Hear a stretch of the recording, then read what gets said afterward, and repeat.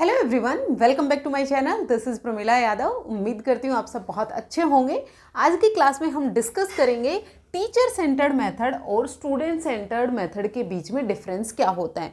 देखिए, जैसे आपको नाम से ही समझ में आ रहा है, टीचर सेंटर्ड यानी यहाँ पर सेंटर में कौन है? अध्यापक सेंटर में होता है।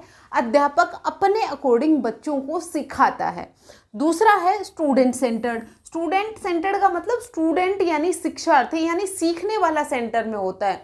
बच्चा किस तरह से सीखना चाहता है उसके अकॉर्डिंग टीचर बच्चे को पढ़ाता है।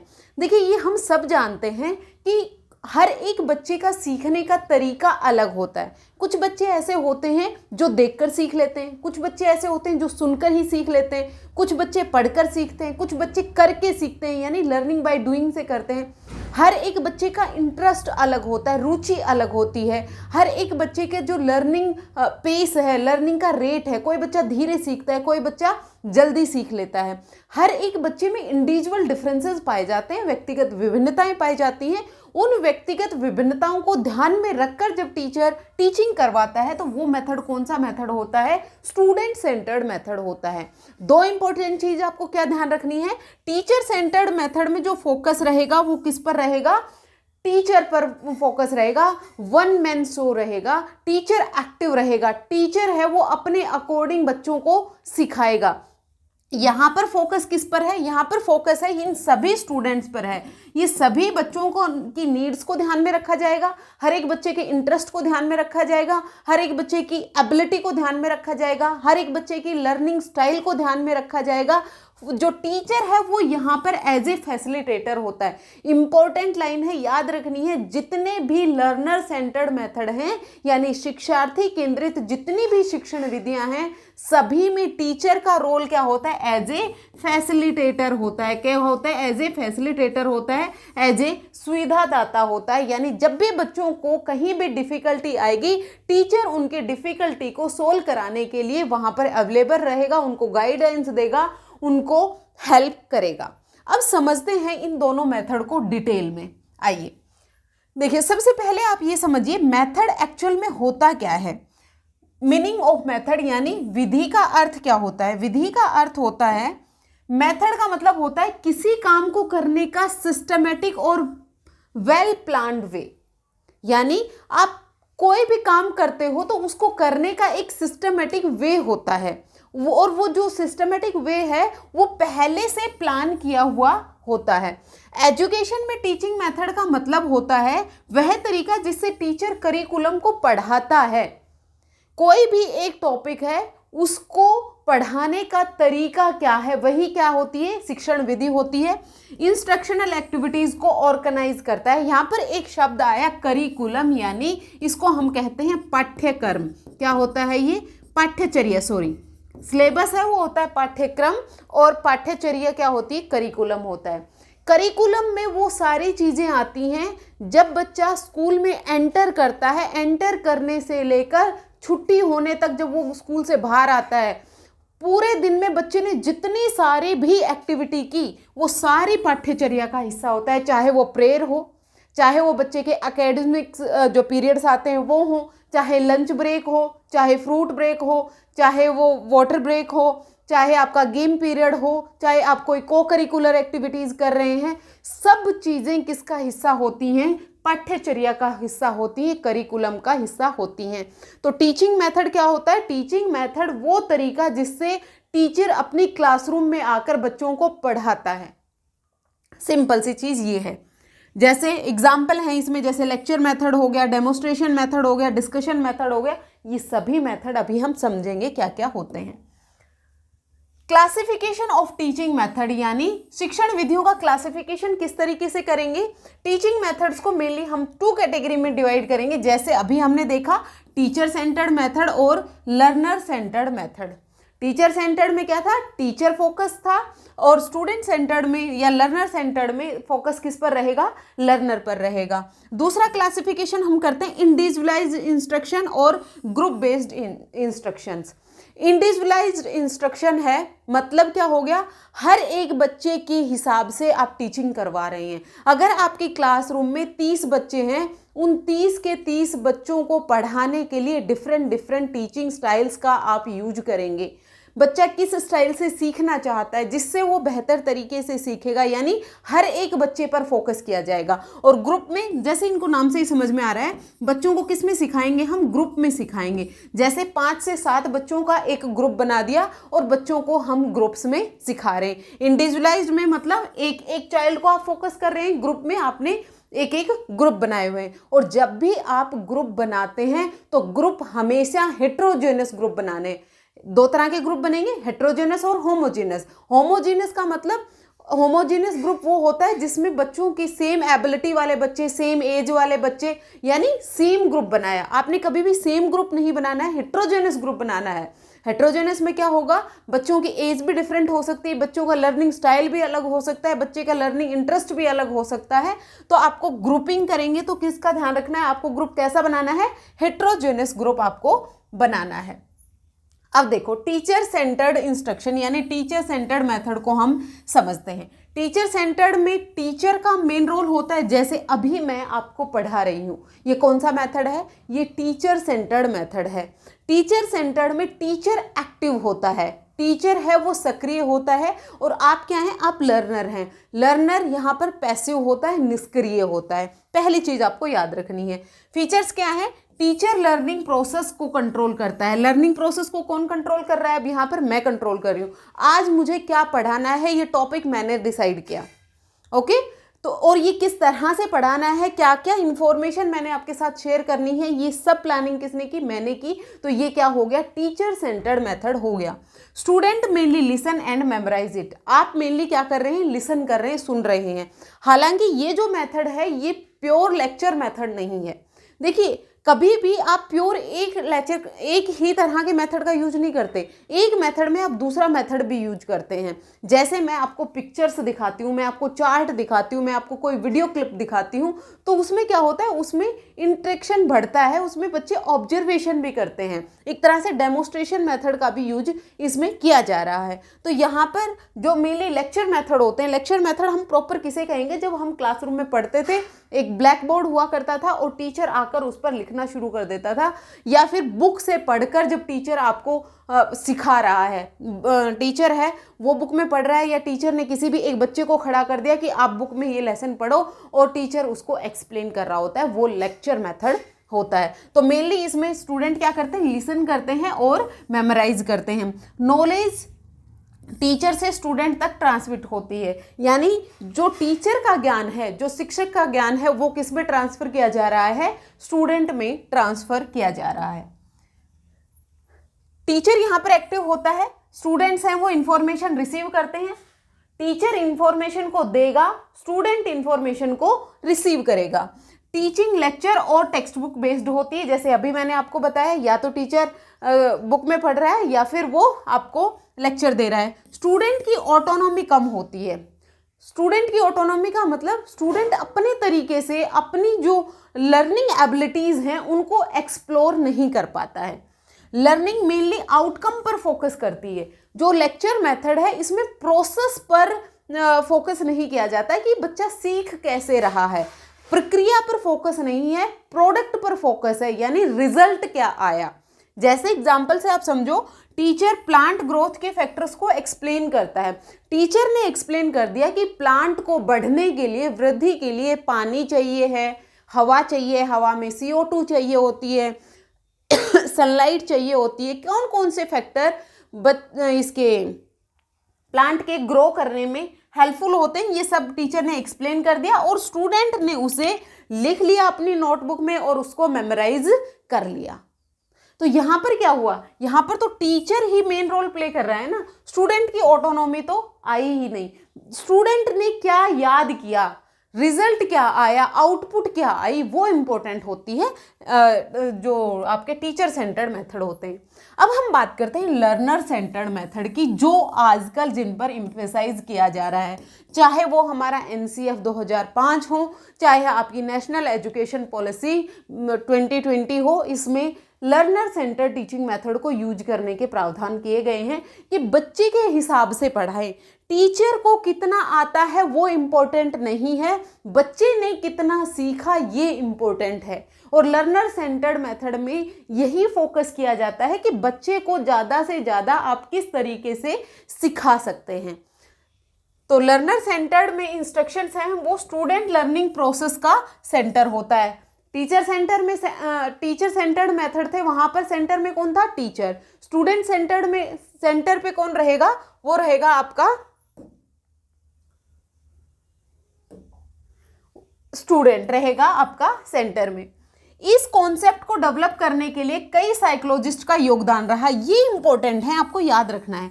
कई बार आपसे क्वेश्चन पूछा जा सकता है कि लर्नर सेंटर्ड मेथड को बढ़ावा देने के लिए कौन कौन से साइकोलॉजिस्ट ने काम किया। जॉन डीवी थी, John Dewey learning by doing की बात करते हैं, याद है आपको? लर्निंग बाय डूइंग यानी करके सीखने को इंपॉर्टेंस किसने दी थी? जॉन डीवी ने दी थी। मारिया मोंटेसरी हैं जो किंडरगार्टन स्कूल, जो प्राइमरी बच्चों के लिए ज़्यादा इंपॉर्टेंस, इन्होंने अपना मेथड भी दिया था, टीचिंग मेथड। जीन पियाजेट हो गए और लेव वाइगोस्की और ब्रूनर साहब, ये तीनों कंस्ट्रक्टिविस्ट हैं। आगे मैंने मेंशन भी किया है, यह अप्रोच कंस्ट्रक्टिविस्ट थ्योरी पर आधारित है। कंस्ट्रक्टिविस्ट थ्योरी क्या कहती है? कि बच्चे अपने ज्ञान का निर्माण खुद कर लेंगे। टीचर को अपने ज्ञान को ट्रांसमिट नहीं करना बच्चों में, बच्चे ऑलरेडी इंटेलिजेंट हैं, बच्चे अपने ज्ञान का निर्माण खुद कर लेंगे। आप बच्चे को बस एक अच्छा इन्वायरमेंट प्रोवाइड करो, बच्चे को जहाँ पर भी प्रॉब्लम आए आप बच्चे की हेल्प करो। बच्चे अपने ज्ञान का निर्माण खुद कर लेंगे, वो अपने एक्सपीरियंस से सीखेंगे। वो जब कॉन्क्रीट ऑब्जेक्ट्स के साथ एक्टिविटी करेंगे तो वो सीखेंगे। तो ये कंस्ट्रक्टिविज्म थ्योरी पर बेस्ड है। लर्नर सेंटर्ड मेथड है वो संरचनावाद या निर्माणवादी विचारधारा पर बेस्ड है। यहाँ पर स्टूडेंट एक्टिव पार्टिसिपेशन करते हैं, नॉलेज कंस्ट्रक्ट करते हैं। नॉलेज का ट्रांसमिशन नहीं होता है। नॉलेज का ट्रांसमिशन कौन से मेथड में होता है? टीचर सेंटर्ड मेथड में होता है। लेकिन यहाँ पर बच्चे अपनी नॉलेज का निर्माण खुद कर रहे हैं, कंस्ट्रक्ट खुद कर रहे हैं, लर्निंग एक्सपीरियंस बना रहे हैं। लर्निंग है वो एक्सपीरियंस पर बेस्ड होती है। इसका मतलब क्या है?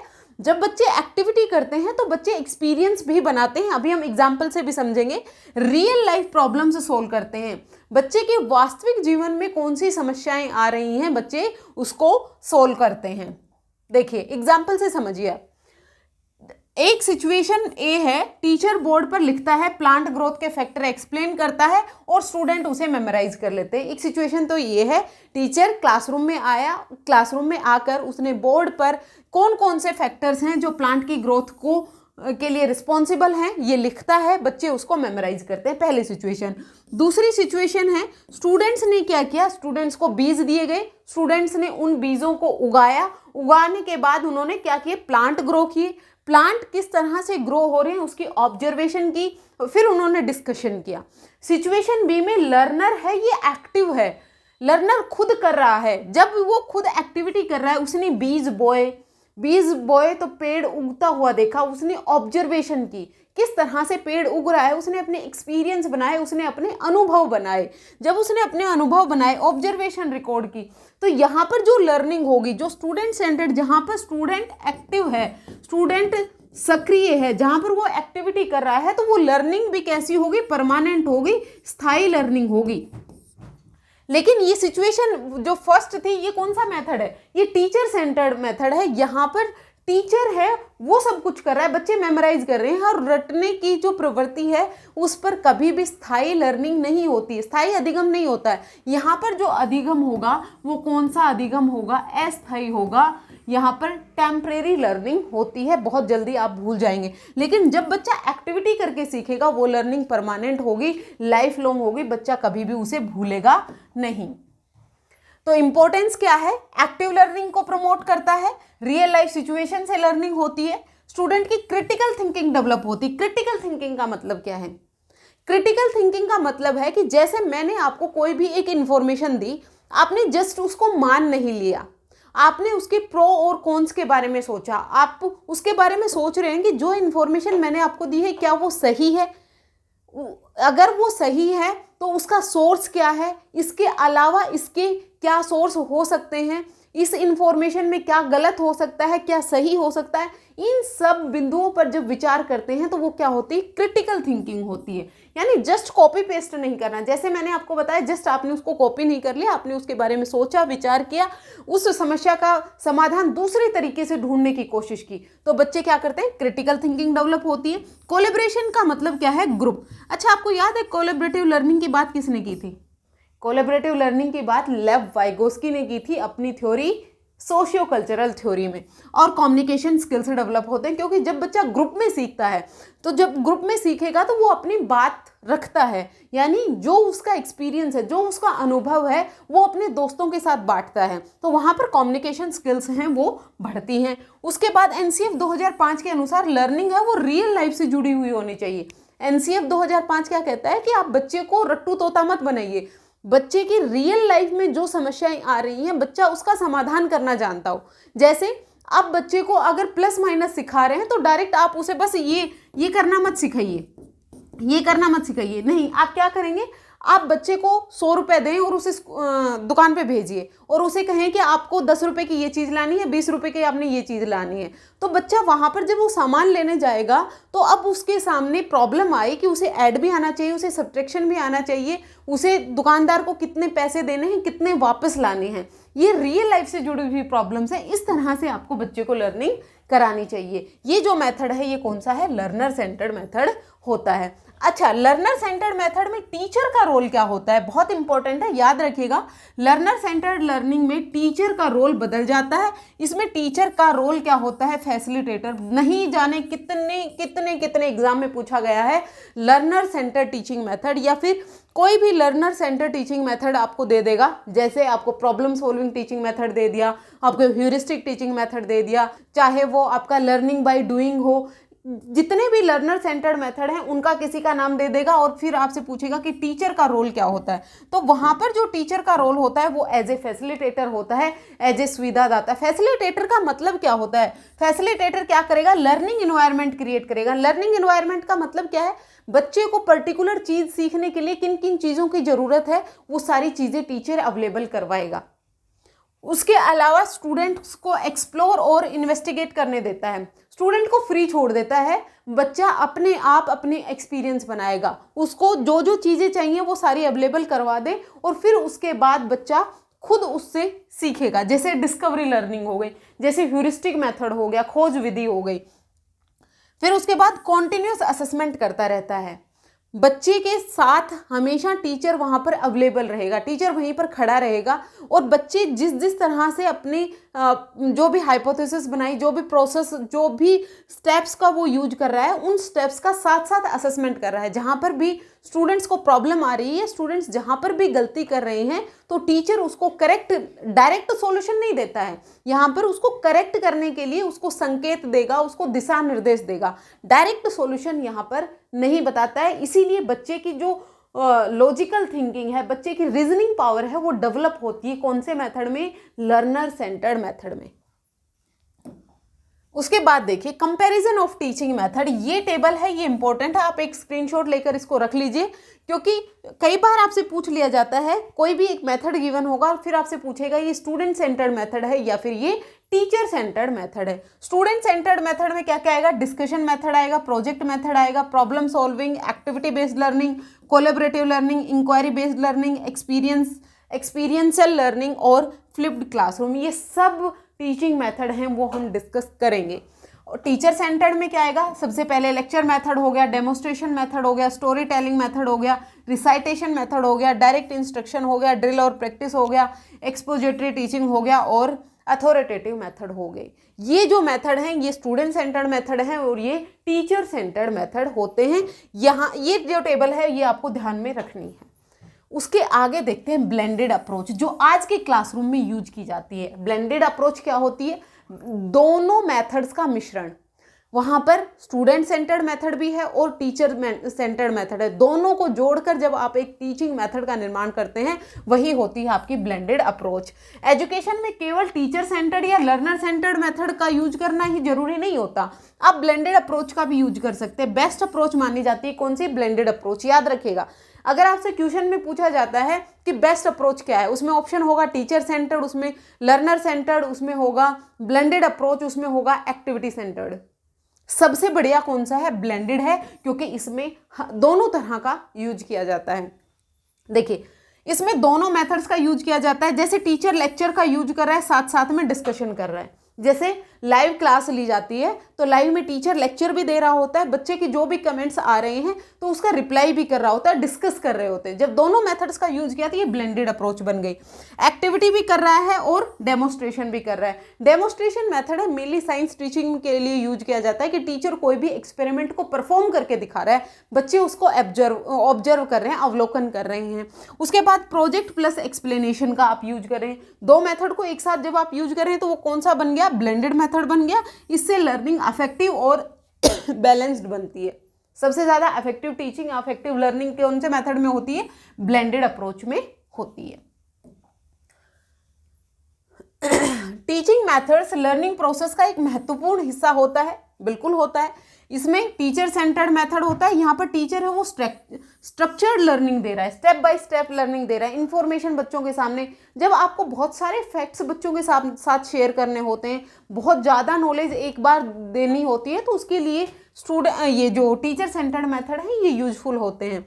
लर्नर सेंटर्ड मेथड में एक्टिव पार्टिसिपेशन होता है और मीनिंगफुल लर्निंग है वो बच्चा करता है। बेस्ट टीचिंग के लिए आप बैलेंस्ड अप्रोच या फिर ब्लेंडेड अप्रोच का यूज कर सकते हैं। ये थी आपकी स्टूडेंट सेंटर्ड मेथड और टीचर सेंटर्ड मेथड के बीच में डिफरेंस।